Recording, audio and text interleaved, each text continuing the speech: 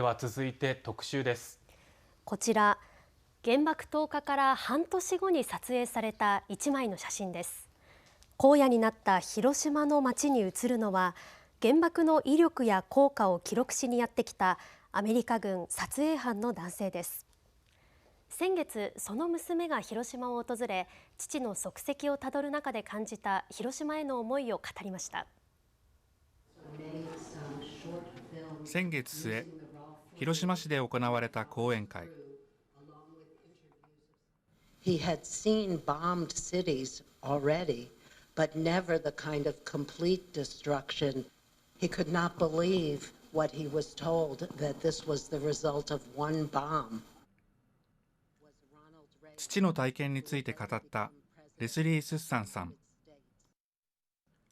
その足跡をたどるきっかけは、亡くなる直前に語ったある遺言だったといいます。When my father was dying, he wanted his ashes scattered at Ground Zero in Hiroshima. We did not know what to do about this strange last wish. To understand that, I had to learn about the central event of his life, about which he almost never spoke. 父のハーバートさん、24歳の時、アメリカ戦略爆撃調査団の撮影班として被爆から半年後の広島を訪れました。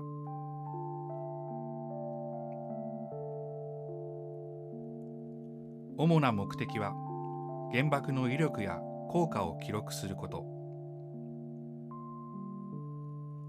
しかし初めて目の当たりにしたあまりの惨状に心境の変化が生まれていったといいます。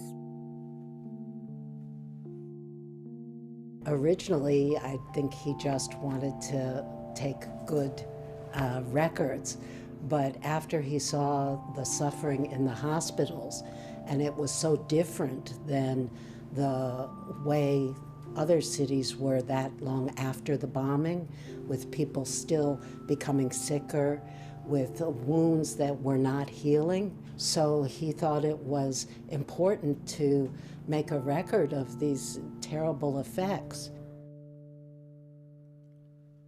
ハーバートさんは被害の実相を伝えたいと帰国後、軍にフィルムの公開を繰り返し求めました。しかし軍からの回答は、軍事機密のため公開には応じられないというものでした。このことがきっかけで、ハーバートさんは軍を去ることを決断したのです。His life's mission was to have made these films, and then they were never seen, so the message was never delivered. I think that was the biggest heartache and frustration of his life.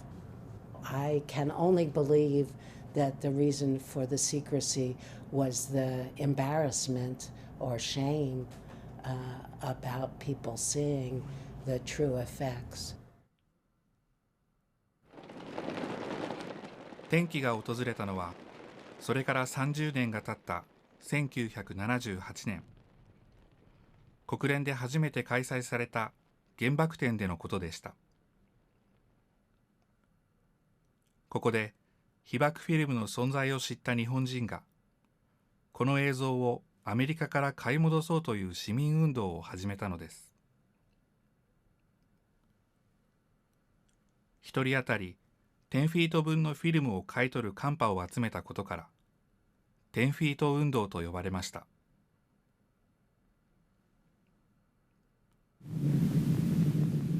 こうしてできたのが記録映画「人間を返せ」です。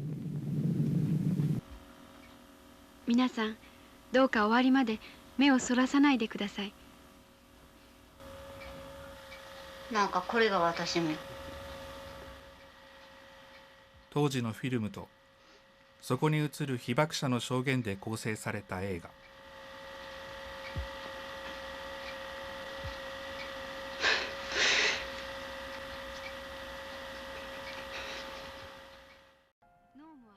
5カ国語に翻訳され、核兵器が何をもたらすのか、世界に訴えるきっかけとなりました。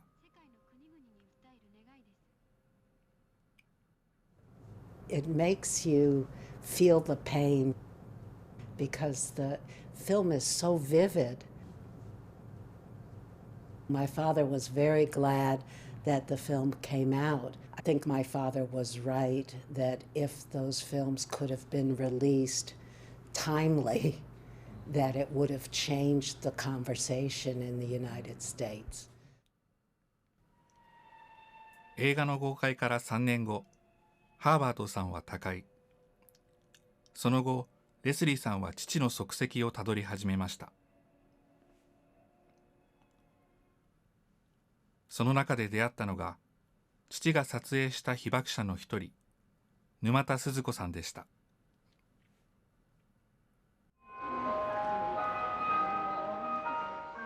She said it was a terrible experience that day, but she was grateful now to have the record so people can see it and understand. この人が24歳の時だったんですね。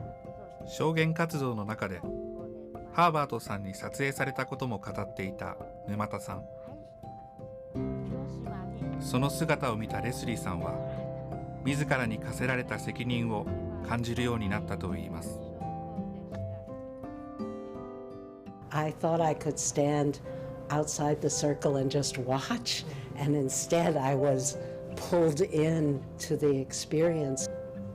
I began to understand that maybe I have a role and a responsibility too. Numata-san has had a huge heart. She had a soul that could reach out and embrace. その後、20年以上にわたって沼田さんたち被爆者との交流を続けてきたレスリーさん。今回の講演では、世界情勢が緊迫する今こそ、広島の被害に思いを馳せてほしいと語りました。I felt that the bombs that were dropped on Japan caused ripples of pain that spread across continents and down through generations at a time when two nuclear powers, Russia and Israel, are at war. I felt a sense of duty to the children of the future generations to expose truths about nuclear weapons.